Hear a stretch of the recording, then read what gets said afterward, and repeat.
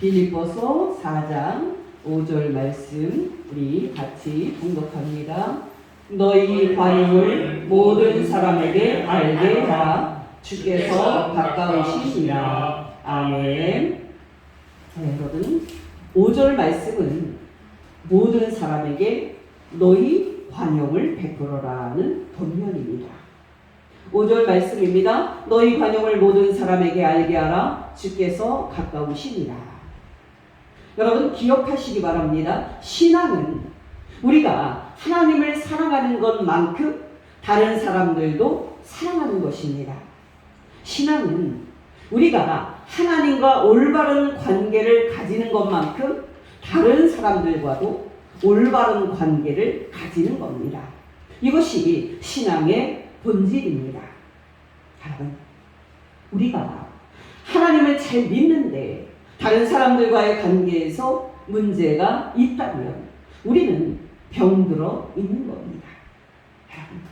여러분이 알듯이 하나님께서는 우리에게 가장 중요한 계명이 2개라고 말씀하셨습니다. 바로 하나님을 사랑하는 것이고 또 이웃을 사랑하는 겁니다. 여러분, 바로 그것이 십계명입니다. 출애굽기 20장 1절에서 3절입니다. 하나님이 이 모든 말씀으로 말씀하여 이르시되 나는 너를 애굽 땅 종되었던 집에서 인도하여 낸 내 하나님 여호와니라. 너는 나 외에는 다른 신들을 내게 두지 말라. 이렇게 하나님은 우리가 오직 하나님만을 섬겨야 한다고 제1계명을 말씀하신 후에 제3계명까지 우리가 어떻게 하나님을 섬겨야 하는지 말씀하셨습니다. 그리고 나서 하나님은 제5계명부터 제10계명까지 이웃을 사랑해야 한다고 말씀하셨습니다. 바로 내 부모를 공경하라, 살인하지 말라, 간음하지 말라, 도둑질하지 말라, 거짓 증거하지 말라, 내 이웃의 소유를 탐내지 말라는 계명입니다. 여러분은 어떠십니까? 여러분은 하나님을 사랑하는 것만큼 여러분이 만나는 사람들을 사랑하고 있습니까? 여러분은 예수 그리스도를 사랑하는 것만큼 여러분이 만나는 사람들을 존중하고 그들에게 관용을 보여주고 있습니까? 여러분, 우리가 어떤 사람에게 우리의 관용을 보여야 하는지부터 생각해 봅시다. 여러분, 우리는 관용을 보여주라는 이 말씀을 대할 때 솔직히 우리 속에는 그 사람에게는 내가 관용을 갖고 대하기 어렵다고 생각하는 사람이 있습니다. 그러나 여러분, 오늘 5절은 뭐라고 말합니까? 놀랍게도 우리가 모든 사람에게 관용을 보여야 한다 하고 말하고 있습니다. 5절입니다. 너희 관용을 모든 사람에게 알게 하라. 주께서 가까우시니라. 여러분, 기억하시기 바랍니다. 모든 사람입니다. 여러분, 한국 사회는 세계에서 이념 대립이 가장 극심한 나라입니다. 참 안타까운 일이 아닐 수가 없습니다. 여러분, 우리는 이 이념 때문에 6.25 전쟁을 겪었습니다. 우리는 이념 때문에 동족들끼리 총칼을 휘둘렀습니다. 우리는 이념 때문에 이승만 정부 이후부터 수많은 사람들을 빨갱이로 몰아서 무수히 많이 죽였습니다. 오늘날 우리나라 사람들에게는 빨갱이는 사람도 아니다 라는 생각이 뿌리 깊게 자리를 잡고 있습니다. 물론 오늘날은 이런 생각이 줄어들고 있는 것처럼 보입니다만 속을 들여다보면 여전히 이런 생각이 맹위를 떨치고 있는 것이 현실입니다. 1990년대에 들어서 공산주의가 세계에서 무너져서 공산주의와 자본주의와 이 이념 대립이 끝났음에도 불구하고 우리는 아직도 극심한 이념 대립 속에 갇혀 있습니다. 중요한 것이 무엇입니까? 여러분, 빨갱이는 사람이 아닙니까? 여러분, 공산주의자는 사람이 아닙니까? 여러분, 기억하시기 바랍니다. 하나님께서 모든 사람에게 우리의 관용을 보여주라고 말할 때는 빨갱이도 포함된다는 사실입니다. 여러분, 놀랍지 않습니까? 동남아 사람들은 어떻습니까? 여러분, 우리는 백인들을 귀히 여기는 백인 사대주의가 강한 나라입니다. 그러나 동남아 출신 노동자들이나 흑인들을 보면 존중하지 않고 멸시하는 문화도 우리에게 강합니다. 이런 인종차별 의식이 우리 속에는 뿌리 깊게 자리를 잡고 있습니다. 정말 인종차별 문제는 큰 문제입니다. 여러분, 코로나가 터졌을 때 미국이나 유럽에서는 동양인들이 중국인들이라고 놀림을 받고 심지어는 구타까지 당하기 일쑤였습니다. 중요한 것은 무엇입니까? 동남아 노동자들에게도 흑인들에게도 우리의 관용을 보여야 합니까?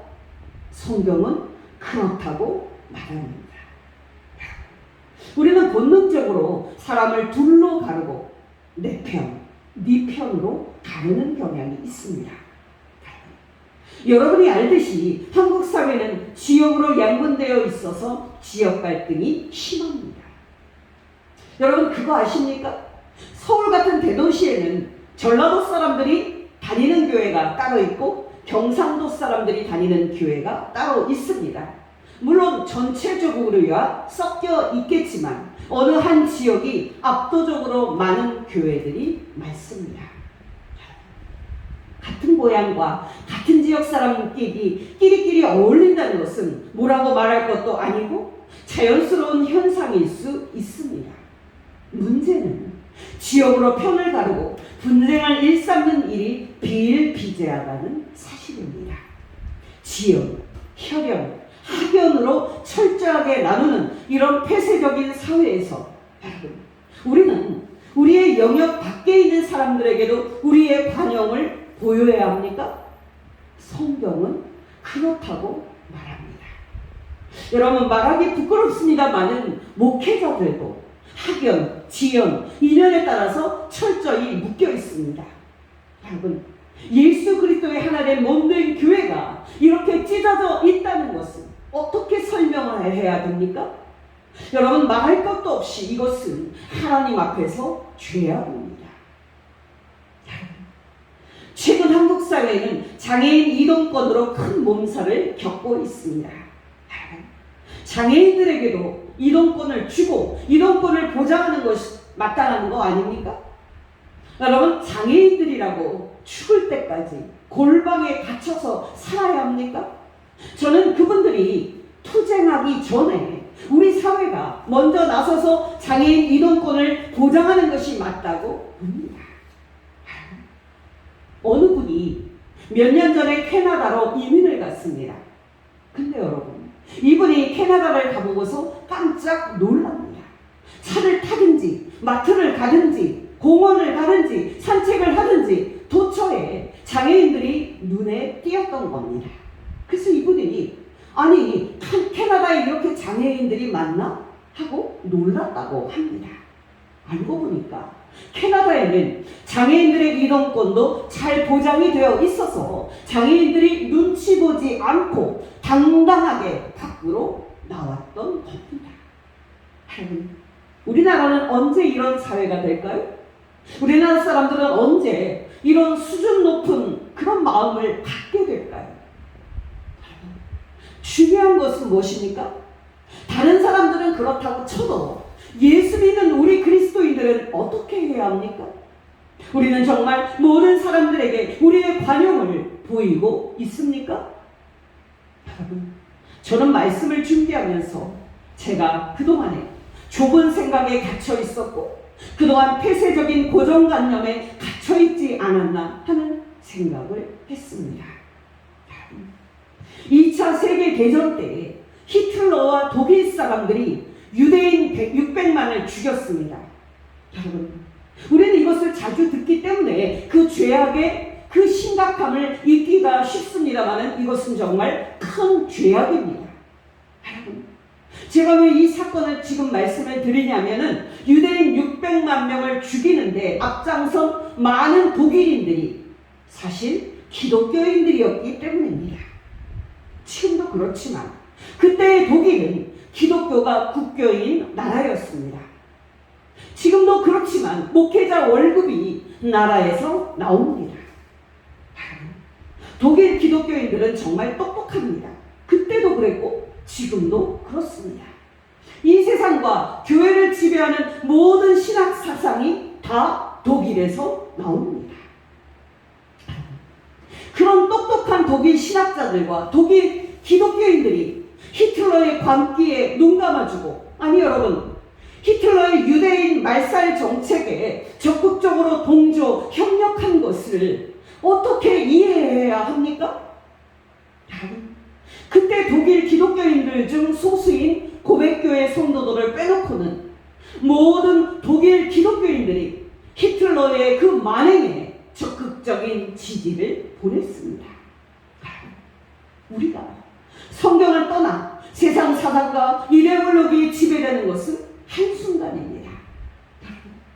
여러분은 어떠십니까? 오늘 5절 말씀에 여러분은 순종할 마음이 있으십니까? 5절을 기억하시기 바랍니다. 너희 관용을 모든 사람에게 알게 하라. 주께서 가까우십니다.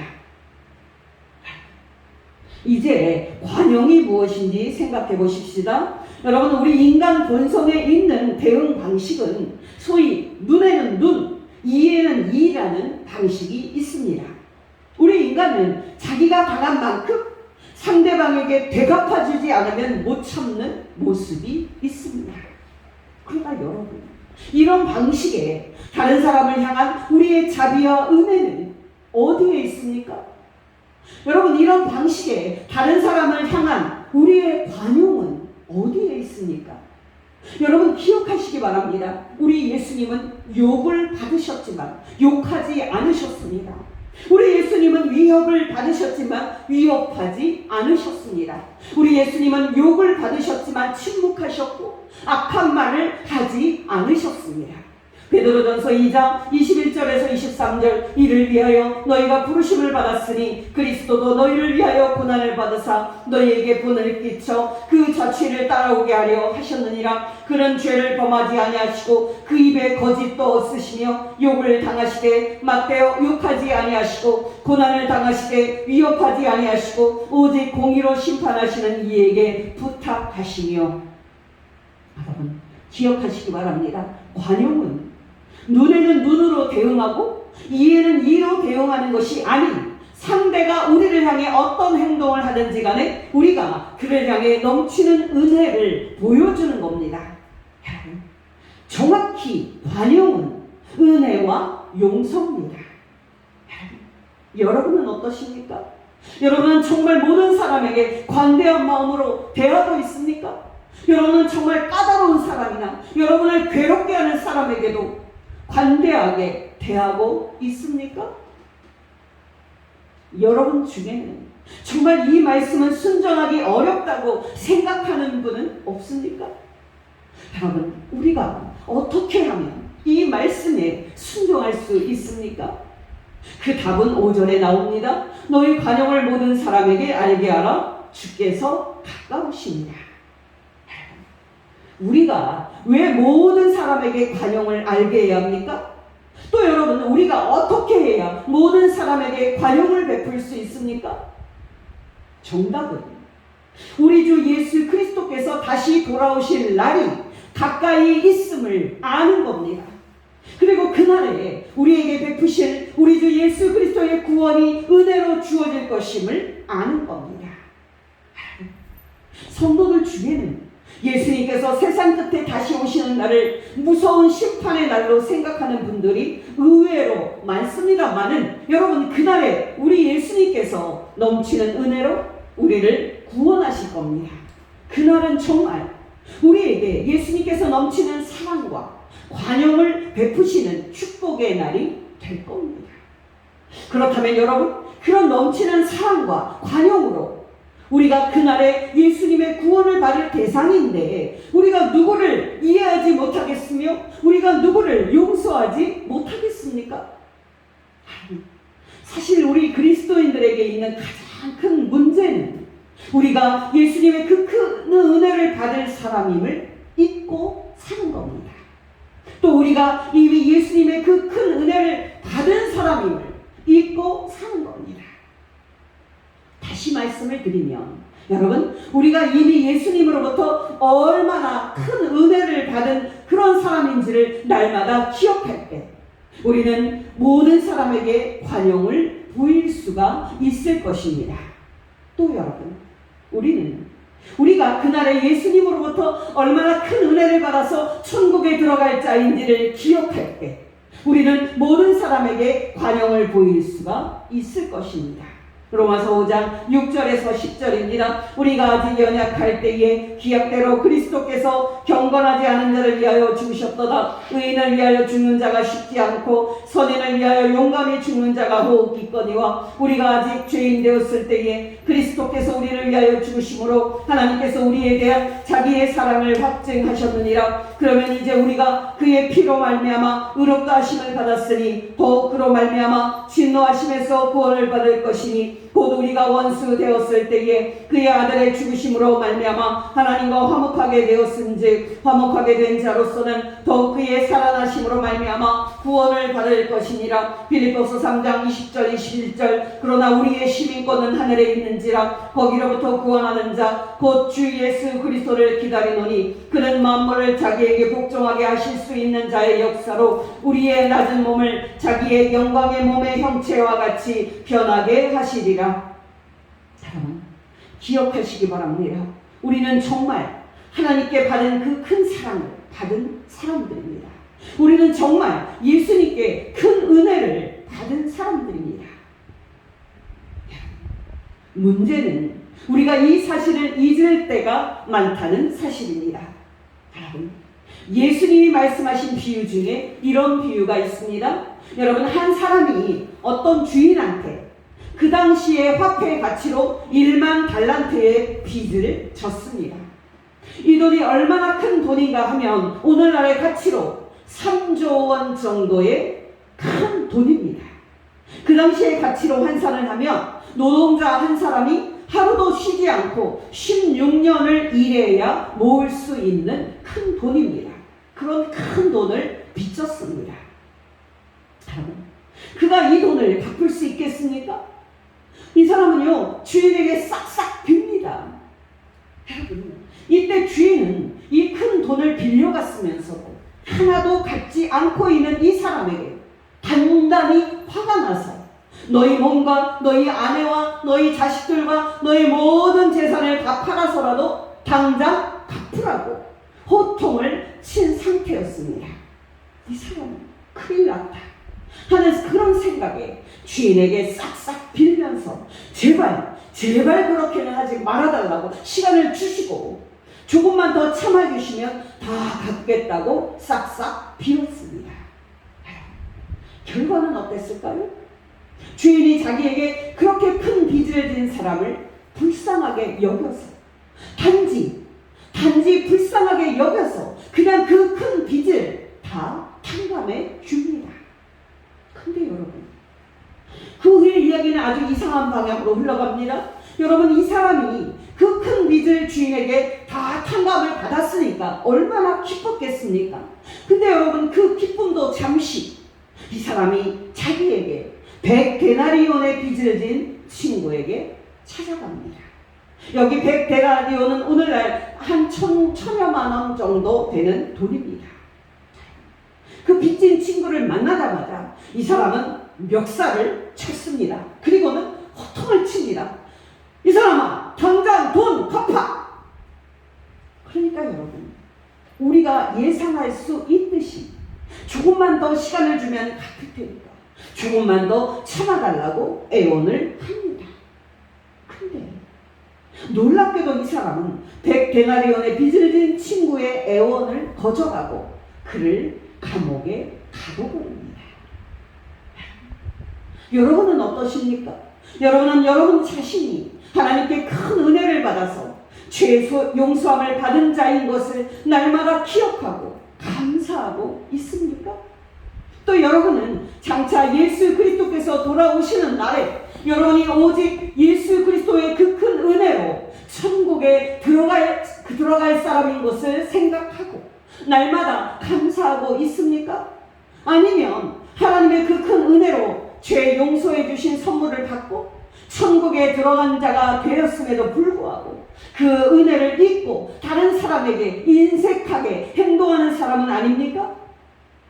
여러분 기억하시기 바랍니다. 우리는 하나님의 측량할 수 없는 사랑을 받은 사람입니다. 우리는 예수님의 측량할 수 없는 은혜를 받은 사람입니다. 우리가 받은 이 큰 사랑을 기억할 때 우리가 모든 사람에게 넉넉히 관용을 베풀 수 있을 줄 믿습니다.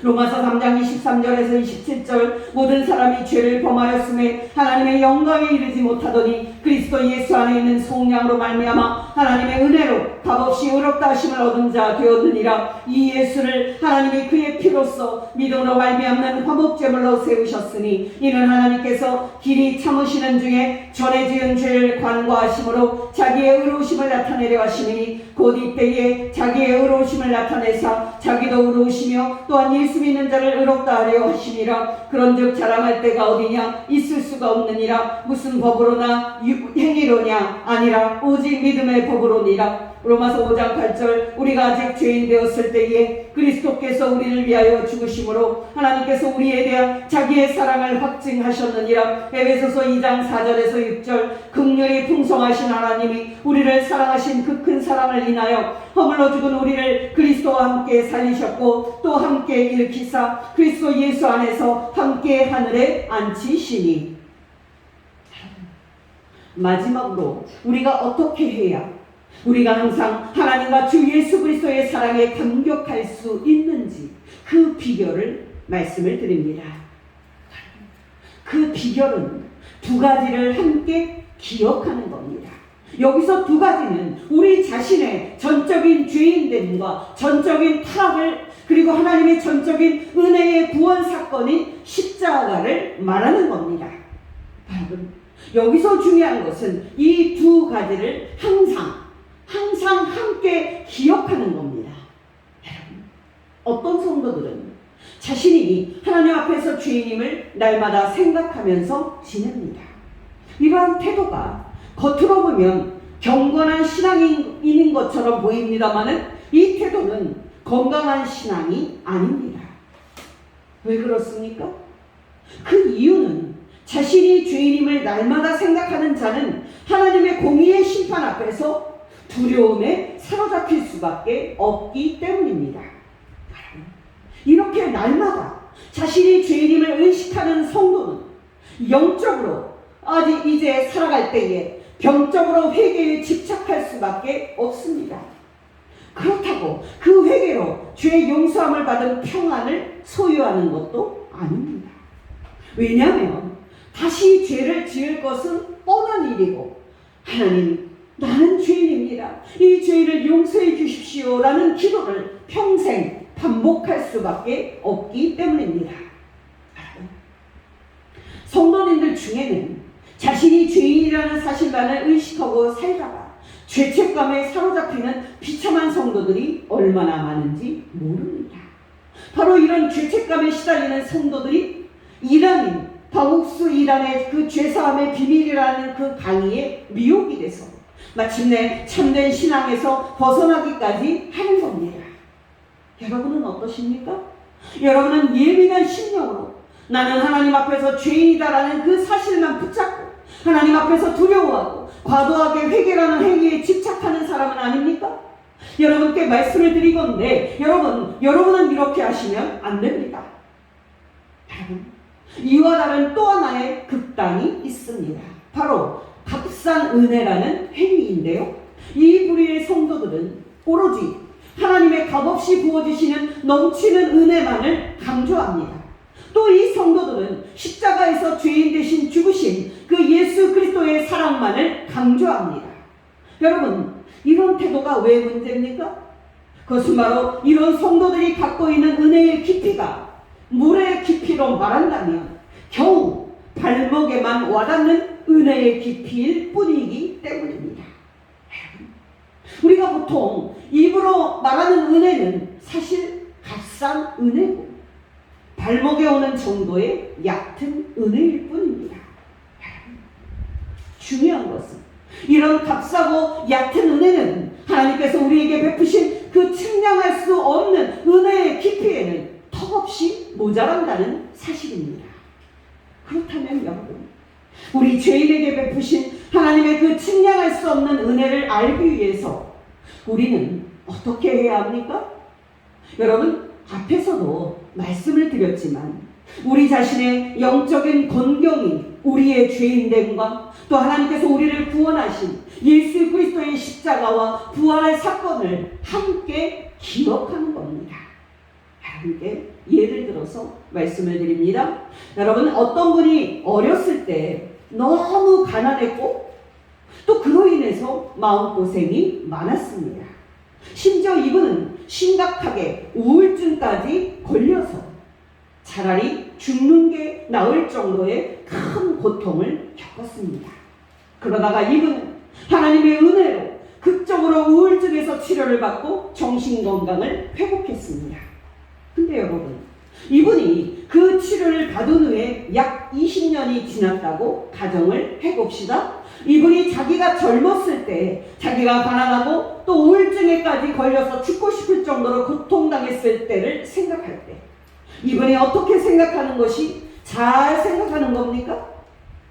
나는 그때 너무 가난했고 우울증도 심했지 라고 생각하면서 여전히 비참한 느낌을 갖는 것이 잘하는 겁니까? 여러분, 제가 지금 말씀드리겠지만은 그렇게 생각하지 말고 이렇게 생각하는 것이 올바른 것 아닙니까? 내가 그때 가난했고 우울증도 심했던 비참한 상황이었지. 그러나 그 절망적인 상황에서 하나님께서 나를 치료하셨고 구원하셨지. 정말 하나님의 그 큰 사랑을 받은 나는 얼마나 행복한 사람인가.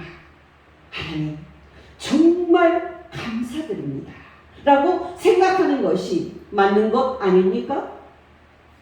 여러분께 다시 간단한 비유로 말씀을 드리면, 여러분, 우리 인간은 죄라는 중병에 걸린 환자입니다.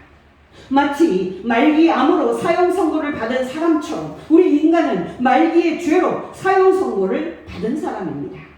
로마서에서 모든 사람이 죄인이다, 모든 사람이 죄 아래 있다, 모든 사람이 하나님의 심판 안에 있다 라고 말할 때 바로 그런 뜻입니다. 우리 인간이 죄인인 상태는 교육이나 또 도덕이나 양심으로 고칠 수 있는 그런 가벼운 병에 걸린 상태가 아닙니다. 머리끝부터 발끝까지 다 죄에 감염되어 있을 정도로 우리의 몸뿐만 아니라 우리의 마음속까지도 죄에 감염되어 있을 정도로 우리 인간은 완전히 타락한 치료 불가능한 상태입니다. 우리 인간은 늪 속에 있는 사람이 스스로 나오려고 하면 오히려 더 깊이 들어가는 것 같은 그런 절망적인 상태입니다. 쉽게 말씀을 드리면 우리 인간은 스스로의 힘과 선행으로는 우리 자신을 구원할 수 없는 상태입니다. 여러분은 여러분 자신을 생각할 때 여러분이 이 정도로 절망적인 죄인임을 항상 생각하셔야 합니다. 여러분은 여러분 자신에게서는 구원의 가능성이 1도 없는 전적으로 무력한 죄인만을 보셔야 합니다. 그러나 여러분, 기억하시기 바랍니다. 이렇게 절망적인 죄인이라는 자기 의식을 할 때에 여러분은 항상 의사 되신 예수 그리스도를 함께 생각하셔야 합니다. 말기암이 왜 무서운 겁니까? 말기암이라는 그 자체 때문에 무서운 겁니까? 아닙니다. 그 병을 치료할 수 있는 의사가 없기 때문에 말기암이 무서운 겁니다. 그렇다면 여러분, 역으로 말해서 우리가 전적으로 죄인이요 하나님의 심판의 대상이라 해도 전혀 문제될 것이 없습니다. 왜 그렇습니까? 우리 죄인을 오직 은혜로 구원하시는 하나님의 그 큰 사랑이 있기 때문입니다. 우리 죄인을 구원하기 위해서 우리 죄 대신 십자가에서 죽으신 사랑의 우리 주 예수 그리스도께서 계시기 때문입니다. 로마서 3장 25절 26절 이 예수를 하나님이 그의 피로써 믿음으로 말미암는 화목제물을 세우셨으니 이는 하나님께서 길이 참으시는 중에 전에 지은 죄를 간과하심으로 자기의 의로우심을 나타내려 하시니 곧 이때에 자기의 의로우심을 나타내사 자기도 의로우시며 또한 예수 믿는 자를 의롭다 하려 하시니라. 요한일서 4장 9절 10절 하나님의 사랑이 우리에게 이렇게 나타난 바 되었으니 하나님이 자기의 독생자를 세상에 보내심은 그로 말미암아 우리를 살리려 하시니라. 사랑은 여기 있으니 우리가 하나님을 사랑하는 것이 아니요 하나님이 우리를 사랑하사 우리 죄를 속하기 위하여 화목제물로 그 아들을 보내셨음이니라. 여러분은 죽을 날을 생각할 때 혹시 두려운 마음이 드십니까? 여러분은 세상 끝에 예수 그리스도께서 돌아오셔서 최후의 심판을 행하실 그날을 생각할 때 혹시 두려운 마음이 드십니까? 여러분께서 주 안에서 이제 담대하게 말씀을 드리건대 두려워하시지 마시기 바랍니다. 하나님 아버지께서 우리 영혼을 부르실 때 하나님의 넘치는 은혜로 우리 영혼을 천당으로 인도하실 것입니다. 세상 끝에 우리 예수님께서 돌아오실 때 예수님은 넘치는 은혜로 우리를 천국에 들어가게 하실 것입니다. 그러므로 여러분, 날마다 여러분이 죄인임을 더욱더 깨달아 갈수록 두려워하는 것이 아니라 그런 죄인을 구원하신 하나님의 은혜가 여러분에게 넘쳤다는 사실을 알아서 더욱더 이 지식으로 기뻐하고 또 기뻐하는 성도 되시기를 예수의 이름으로 축원합니다. 여러분, 바로 이 두 가지를 항상 함께 붙잡는 것이 사도 바울이 항상 기뻐하고 감사하는 비결이었습니다. 디모데전서 1장 15절 미쁘다 모든 사람이 받을 만한 이 말이여 그리스도 예수께서 죄인을 구원하시려고 세상에 임하셨다 하였도다. 죄인 중에 내가 괴순이라. 여러분께 권면드립니다. 여러분의 죄를 생각할 때 예수 그리스도를 통해 여러분을 구원하신 하나님의 측량할 수 없는 그 은혜도 항상 함께 생각하시기를 바랍니다. 여러분, 죄가 더한 곳에 은혜가 더욱 넘쳤습니다. 로마서 5장 20절 율법이 들어온 것은 범죄를 더하게 하려 함이라. 그러나 죄가 더한 곳에 은혜가 더욱 넘쳤나니. 저와 여러분이 사는 날 동안 우리 죄인에게 베푸신 하나님 아버지의 그 큰 사랑과 예수 그리스도의 그 큰 은혜에 사로잡혀 사는 가운데 항상 기뻐하고 모든 사람에게 관용을 베푸는 복된 성도 되시기를 예수 이름으로 축원합니다. 기도하겠습니다. 하나님 아버지, 이 많고 많은 사람들 중에서 우리를 사랑하여 주시고 우리로 예수 믿고 구원 얻게 하신 것 진심으로 감사를 드립니다.